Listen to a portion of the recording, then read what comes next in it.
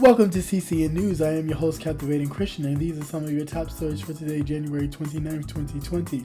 Mitch McConnell says the GOP does not have the votes yet to block impeachment witnesses as Bolton's book disputes trial transcripts. Why bankruptcy is a foregone conclusion for the Ford Motor Company. The coronavirus. Australian scientists first to recreate the virus outside of China. House Democrats ask judge to lift the hold on Trump's tax return lawsuit. Hate crime trial begins for white supremacists accused of shooting a black man.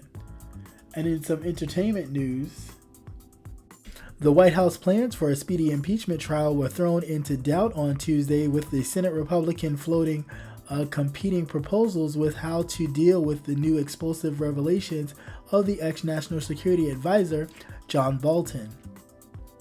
The Senate Majority Leader Mitch McConnell telling Republicans he doesn't yet have enough votes to block calling for impeachment witnesses. The GOP senator were all over the map on Tuesday as President Donald Trump's defense team called Bolton's manuscript inadmissible and warned against opening the door to the new wild card. Information in the ongoing trial, Democrats have repeatedly called for Bolton to testify. A source with knowledge of McConnell's comments confirmed to Fox Business News, that the Kentucky Republican told people in private meeting on Tuesday that the GOP did not have the votes to block the impeachment witnesses. A second source stressed that McConnell said that he did not have the votes, with other source saying that the Senate GOP leadership did not think the fight was over and conversations were ongoing. The Wall Street Journal first reported Mitch McConnell's comments. Later Tuesday night, the Senate leadership source told Fox News, however, that the Republicans were assessing the vulnerability of two alternative options in the event that the majority of support an additional witness. A plan B, sources say, is the amend any resolution calling for a particular witness to also include a package witness that wouldn't win enough support from the Senate. For example, if the Democrats seek to call Bolton, Republicans might seek to question Hunter Biden or Representative Adam Schiff of California over his panel contract with the whistleblower. Ford's credit rating is highly likely to be downgraded in the near future, and the company may go belly up even before the recession. Ford's credit rating is inches away from being downgraded to junk by the S&P or Fitch. This will trigger a covenant in their long-term debt, which will adversely affect the ability to borrow more money. After the company committed billions to ambitious reconstruction plans, it's very low on cash and drowning in debt. Amid declining sales across all major markets, the company could go belly up much sooner than anticipated. Ford Motor Company has been in a downward spiral since their Talisman CEO Alan Murley resigned back in 2014, early in the assessment of Ford.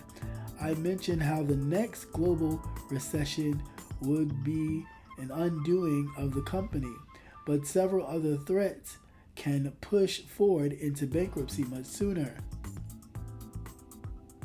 Scientists in Australia have become the first to recreate the new coronavirus outside of China in what they now have called a scientific breakthrough. The discovery will be shared with the World Health Organization, otherwise known as WHO, in the hopes that it can help efforts to diagnose and treat the virus. Scientists in China have also recreated the virus and share the genome's sequence but not the virus itself. The outbreak has killed 135 people in China and have infected close to 6,000. House Democrats on Tuesday asked a federal judge to lift the stay on their lawsuit over President Donald Trump's tax returns. Earlier this month, Judge Trevor McFadden, a judge in the federal district court in D.C., appointed by Trump himself, put the case on hold until an appeals court ruling is issued in a separate lawsuit. But Democrats want McFadden to promptly move forward with the tax return case. This case has been stalled long enough, the House lawyers wrote in a court filing. The request relief is necessary for the committee to move forward with its pressing legislative and oversight inquiries and to carry out its constitutional function in the limited time remaining in this Congress. Democratic-led House Ways and Means Committee filed a lawsuit in July in an effort to get the court to order the Treasury Department and the IRS to comply with their requests and subpoenas for 6 years of Trump's federal tax returns. In September, the Trump administration and Trump's personal lawyers filed a motion to dismiss the case, arguing that the committee couldn't force the federal courts to take sides in this dispute.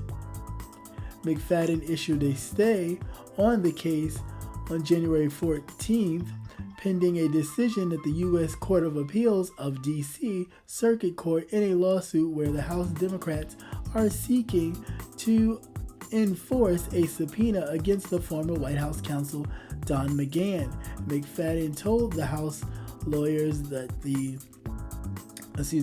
would consider lifting the stay if the appeals court didn't rule quickly in McGahn's case, according to Democrat court filings. Opening statements were delivered on Monday in the hate crime trial of Brandon Troy Higgs, the 25-year-old white supremacist accused of attacking 2 black men and shooting one of them. Higgs, a former Navy cryptologist, appeared in the Circuit Court of Baltimore County in a red jumpsuit. His tattoo of a white supremacist symbol visible on his arm. He had pled not guilty to attempted murder as assault, committing hate crimes, and firearm-related charges stem from the incident back in December 20th of 2018. In the suburban of Baltimore, Higgs, who has ties with the organization neo-Nazi groups, faces up to life in prison if convicted of attempted murder charges. His 2 alleged victims, Elvis Smith and Robert Pete, talked exclusively to the Huffington News Post last year for a story examining hate crimes in America. Watching and listening to CCN News. As always, please be the change that you want to see. So if you want change, you have to be that change. The change begins with you. Thank you for watching. Please like, share, and subscribe. Once again, I am your host, Captivating Christian, and thanks for watching. Peace.